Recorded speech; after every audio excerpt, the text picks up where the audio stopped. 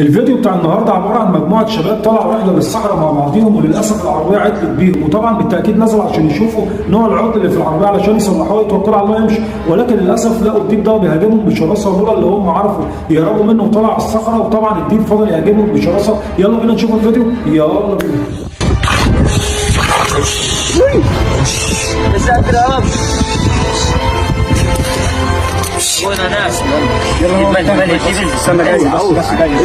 ما حدش ينزل ما حدش ينزل ما حدش ينزل ما حدش ينزل ما حدش ينزل.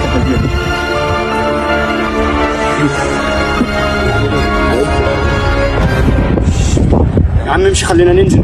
امشي غرفة داهية. امشي.